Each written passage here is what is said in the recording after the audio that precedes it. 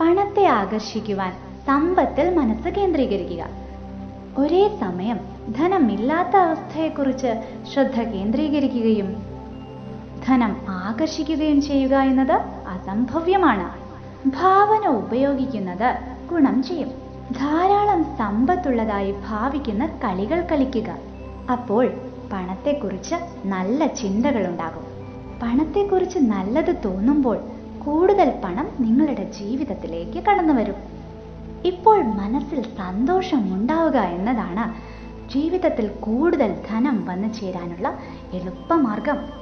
നിങ്ങൾക്കിഷ്ടമുള്ള വസ്തുക്കളെ നോക്കി എനിക്കത് വാങ്ങാനുള്ള കഴിവുണ്ട്, ഞാനത് സ്വന്തമാക്കും എന്ന് സ്വയം പറയുവാൻ തീരുമാനിക്കുക. നിങ്ങളുടെ ചിന്തയുടെ ദിശ മാറുകയും പണത്തെക്കുറിച്ച് മനസ്സിൽ നല്ല വികാരങ്ങൾ ഉദിക്കുകയും ചെയ്യും. കൂടുതൽ കൂടുതൽ പണം നിങ്ങൾക്ക് ലഭിക്കണമെങ്കിൽ പണം ദാനം ചെയ്യുക.